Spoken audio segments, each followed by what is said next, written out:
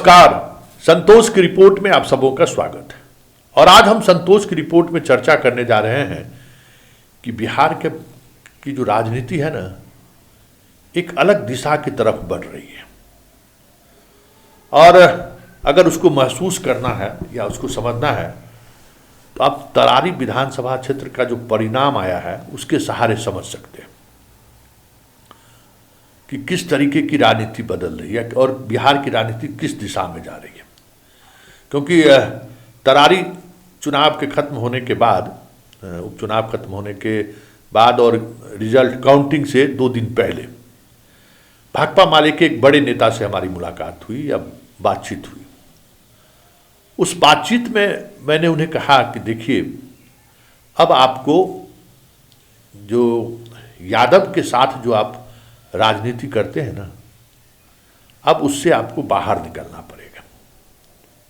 क्योंकि अब यादव पॉलिटिक्स को समाज स्वीकारने को तैयार नहीं है। तो बड़ा असहज हो गए।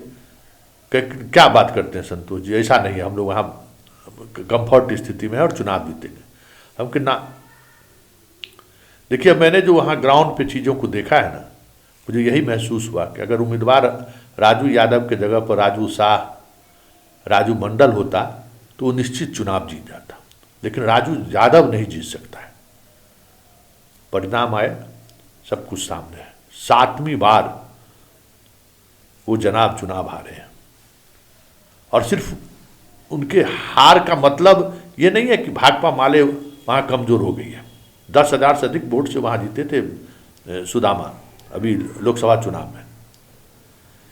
मतलब ये है कि भाकपा माले जैसे कमिटमेंट वाला पार्टी, वोटर जिसका वोटर कैडर कमिटमेंट वाला है, वो भी जब सामने यादव उम्मीदवार देखता है तो अपने कैडर को टूटने से नहीं रोक पाता है। ये बिहार की पॉलिटिक्स के उस बदलाव का संकेत है जिस बदलाव के सहारे आप समझ सकते हैं कि 2025 में होना क्या है। आप यादव मुसलमान के सहारे जो सियासत को साधना चाहते हैं, उस सियासत से समाज काफ़ी दूर निकल चुका है। अब वो समाज उस तरफ न लौटने की इच्छा है, ना ही वो लौटने को वो सोच रहा है। क्योंकि सामाजिक समीकरण में बहुत सारी चीज़ें बदली हैं। और ये हम राजू यादव का उदाहरण हमने इसलिए दिया कि राजू यादव एक ऐसे पार्टी के उम्मीदवार के रूप में वहाँ चुनाव लड़ रहे थे जो ग्राउंड पे आज भी सबसे जो अंतिम पायदान पर बैठा हुआ जो वोटर है, वहां तक उसकी पहचान है। लेकिन उस कैडर को भी वो बचा नहीं पाया। इसलिए हमने उदाहरण के तौर पर आपको वो संकेत हमने दिया है कि किस तरीके से चीजें अब बदल रही हैं। और ये बदलाव संकेत है इस बात का कि बिहार की राजनीति अब किस मैच्योरिटी की तरफ बढ़ रहा है। अति पिछड़ा की राजनीति का महत्व किस तरीके से एक अलग नैरेटिव की तरफ वो बढ़ रहा है। उसके सामने आज भी मुद्दा सुरक्षा है। ये तरारी के परिणाम से समझा जा सकता है। उसे आज भी लगता है कि हम जिन्हें वोट कर रहे हैं उसके जीतने से हम असुरक्षित तो नहीं हो जाएंगे। मतलब ये इस बात को समझिए। और ये ताना बाना हमें लगता है कि बिहार की राजनीति को धीरे धीरे धीरे धीरे धीरे धीरे उस नैरेटिव की तरफ लेकर बढ़ रहा है जहां जो दबंग कास्ट है, चाहे औरंगाबाद में राजपूत हो, छपरा में राजपूत हो, प्रदेश में भूमियार हो, अति पिछड़ा में यादव हो, अति पिछड़ा में आपको सहनी हो, आपको ततमा हो, जो सहनी खास करके अति पिछड़ा में या ततमा, दलित में पासवान हो, ये सारी ऐसी जातियां जो दबंगता के साथ समाज में आज भी अपना प्रभुत्व बनाए रखना चाहता है, अब इसकी राजनीति समाप्त हो रही है। ये संकेत है तरारी का चुनाव परिणाम। क्योंकि पासवान को भी लोग अब स्वीकार करने को तैयार नहीं है। दलित में जिस तरीके से दलित में क्रीमी लेयर की बात जीतन राम मांझी जैसे नेता अब उठाने लगे। और इमामगंज के परिणाम के बाद तो देखिएगा बिहार की पूरी दलित पॉलिटिक्स ही बदल जाएगी। एनडीए में रहते हुए चिराग जो सीट जीत ले, लेकिन अब चिराग के सहारे सियासत नहीं साधी जा सकती है। उनका वोटर जिस एग्रेशन के साथ सियासत में अपनी दावेदारी पेश करता है, उसको समाज का बड़ा तबका स्वीकार करने को तैयार नहीं है, जो सुबह सुबह वोट करने के लिए जाते हैं। और यही स्थिति सहनी मल्लाह के साथ भी है।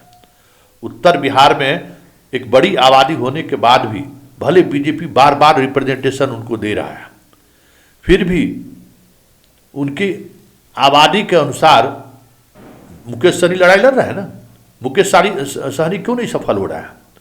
मुकेश सहनी की विफलता की वजह क्या है? कि वो ऐसे दौर में बिहार की पॉलिटिक्स में आए हैं जिस दौर में वो पॉलिटिक्स अब का दौर समापन की तरफ है, समाप्ति की तरफ बढ़ रहा है।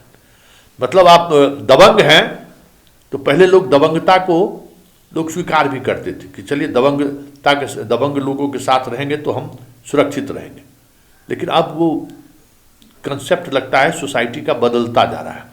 अब दबंगता के साथ चीजें नहीं चल रही हैं, अब सौम्य स्वभाव वाला और जिससे नेचुरल गठबंधन है, वर्षों से दशक से जिससे नेचुरल गठबंधन है, वो अब करीब आ रहा है। और यही वजह है कि पूरा समीकरण, मतलब आप सिर्फ चुनावी परिणाम को नहीं देखिए, पूरा समीकरण अब बदलता दिख रहा है। चुनाव का पूरा नैरेटिव आप सोच रहेंगे बटेंगे कि कटेंगे, एक रहो सेफ रहो, ये सब चीज़ें भी उसी राजनीति का, उसी नैरेटिव का एक हिस्सा है कि आदमी के अंदर डर पैदा करिए। डर से भी बहुत सारी चीज़ें, मतलब सुरक्षा आज भी काफ़ी मायने रखता है। तो बिहार की पॉलिटिक्स में ये अब साफ संकेत दिखने लगा है कि आने वाले समय में बहुत ही माइक्रो लेवल पर पॉलिटिक्स पहुंचने वाली है। और वो माइक्रो लेवल पर पॉलिटिक्स का मतलब यही है कि भाकपा माले जैसी राजनीति भी अब उन्हें यादव जैसे एग्रेसिव कास्ट से बाहर निकलना पड़ेगा। सिवान में जब तक शहाबुद्दीन प्रतीक के तौर पर थे तो उनके कुछ यादव नेता विधायक हुए, लेकिन धीरे धीरे वहाँ भी उनका प्रभाव सिवान और छपरा में भी धीरे धीरे उस, क्योंकि है जहाँ उनके यादव उम्मीदवार हैं वहाँ कुछ न कुछ ऐसी लड़ाई संघर्ष छिड़ जाता है जिससे आम लोग भले उस संघर्ष का हिस्सा हो या नहीं हो, उस संघर्ष से प्रभावित हो या ना हो, लेकिन संघर्ष की वजह से उसकी दैनिकी की जिंदगी प्रभावित होने लगता है, उसकी शांति और सुकून छिनने लगता है। हत्या हो, किसी की भी हत्या हो, एक दहशत का माहौल बनने लगता है, जो अब बिहार का समाज स्वीकार करने को तैयार नहीं है। ये अब साफ दिखने लगा है। ऐसे में नीतीश कुमार जब तक इस प्रदेश की राजनीति का बागडोर संभाले हुए हैं, उस राजनीति को देखिए। नीतीश कुमार की बात एक समझिए कि नीतीश कुमार भी दशकों से बिहार की राजनीति में इसलिए अभी भी बने हुए हैं कि कुर्मी नालंदा को छोड़कर बिहार के किसी भी हिस्से में यादव, सहनी, मतलब मल्लाह या पासवान की तरह या भूमियार की तरह या सब पॉकेट में ब्राह्मण और राजपूत की तरह जो है एग्रेसिव कास्ट नहीं, एग्रेशन नहीं दिखाता है, लड़ाई झगड़ा नहीं करता है, समाज को डिस्टर्ब नहीं करता है। बात समझिए कि इसलिए नीतीश कुमार राजनीति में बचे हुए भी हैं, टिके हुए भी हैं और मजबूती से डटे हुए भी हैं। कारण यही है कि उनका जो कास्ट है वो कास्ट पूरे बिहार में, पैन बिहार, नालंदा को छोड़ दीजिए तो कहीं भी एग्रेसिव कोई अपराधी क्रिमिनल आपको नहीं दिखेगा। हाँ, धानुक में कुछ आपको मिल जाएगा, लेकिन वो भी एक पॉकेट में है, वो भी एक खेतीहर समाज है, वो ज़्यादा इस तरीके की आपराधिक सोच या दबंगई वाली प्रवृत्ति के वो भी नहीं है।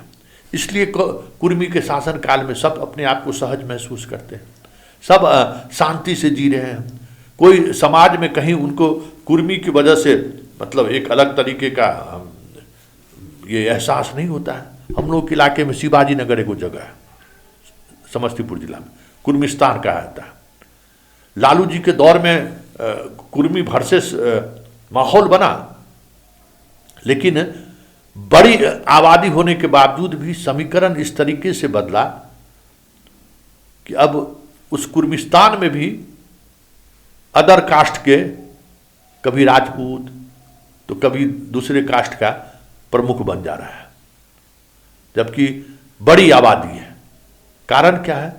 वो पॉलिटिक्स का मैक्रो लेवल पर समीकरण, जहां दबंगई दिखाए कि समीकरण बदलना शुरू हो गया, एक अलग तरीके की समीकरण साधने लगे लोग। तो ये बिहार के बदलते हुए राजनीति का एक प्रतीक है, तरारीक उपचुनाव का परिणाम, कि आप यादव टाइटल लेके समाज के सामने जाइएगा तो अगर आप किसी भी दल के साथ रहिए, देखिए विजेंद्र यादव चुनाव जीत कर क्यों आते हैं? उनकी वजह सौम्यता है, दबंगईपन नहीं है। मनोरमा देवी भले चुनाव जीत कर आ गई है, लेकिन उस इलाके में देखिएगा जदयू को कौशल यादव और मनोरमा देवी ये सब उस दौर में साथ आए थे, लेकिन धीरे धीरे सारे लोग हाशिए पर चले गए। मनोरमा देवी बहुत दिनों के बाद उसके परिवार के लोग विधायक बने हैं, कौशल यादव हाशिए पर चले गए। तो यादव में भी आज की तारीख में वैसे ही यादव जदयू के साथ बने हुए हैं और जीत रहे हैं, जिनका चरित्र, चेहरा और मिजाज सौम्यता वाली है। भाषा में वो आक्रामकता नहीं है, मधुर भाषा है, वही लोग टिके हुए हैं। और एक बात समझ लीजिए, ये सिर्फ राजू यादव ने यही संकेत नहीं दिया है, राजू यादव के चुनाव परिणाम ने यह भी संकेत दिया है कि आने वाले समय में बिहार की जो राजनीति है, या बिहार की राजनीति जिस तरीके से शिफ्ट कर रही है, नीतीश कुमार के बाद भी इस प्रदेश में कोई भी दबंग जाति के नेता आपको मुख्यमंत्री बनता हुआ दिखेगा नहीं। जब तक वो चेहरा मुख्यमंत्री के तौर पर सामने रहेगा, मुश्किल होगा उन्हें चुनाव जीतना। इसलिए अगर महागठबंधन को मजबूती के साथ 2025 के चुनाव में अगर खड़े रहना है, तो उन्हें ऐसे पार्टियों को स्पेस देना होगा जो जनता को ये भरोसा दिला सके कि तेजस्वी यादव के आने के बावजूद भी यादव का गुंडई नहीं चलेगा। ये जब तक यूपी में देख लीजिए, अखिलेश यादव ने अपने शासन काल में बहुत कुछ नियंत्रित करने का, यादव के उदंडता को नियंत्रित, बहुत कम आबादी वहाँ है, बहुत कुछ उदंडता को नियंत्रित करने की कोशिश की, लेकिन इस तरीके से वो अपने नैरेटिव ऐसा सेट हुआ कि उनको जाना पड़ गया। यही स्थिति तेजस्वी यादव को है। तो तेजस्वी यादव, राजू यादव के रिजल्ट से समझ ले कि बिहार की राजनीति अब एक अलग मिजाज में, एक अलग नैरेटिव की तरफ बढ़ चला है। ऐसे में बिहार की राजनीति में बने रहने के लिए जिस सियासी गुना भाग की जरूरत है, उसमें ऐसे लोगों को जोड़ना होगा आपको, ऐसे विधायक और सांसद के फेस को सामने लाना पड़ेगा जिसका चेहरा सुरेंद्र यादव जैसा ना हो, जिसका चेहरा कौशल यादव की तरह नहीं है, जिसका चेहरा आनंद मोहन, एक अलग मिजाज की राजनीति है। ज़्यादा दिनों तक अपने आप को बदलना पड़ा उन्हें भी। पप्पू यादव, आज पप्पू यादव को अपने उस छवि से बाहर निकलना पड़ा। देख लीजिए कई उदाहरण हैं। तो उस छवि वाले लोगों से आपको बाहर निकलना पड़ेगा, तभी आप इस प्रदेश की जो राजनीतिक मिजाज बदलती हुई दिख रही है, उसमें आप महागठबंधन एनडीए को टक्कर दे पाएगी। नहीं तो फिर 2025 भी 2010 दोहरा दे तो कोई बड़ी बात नहीं।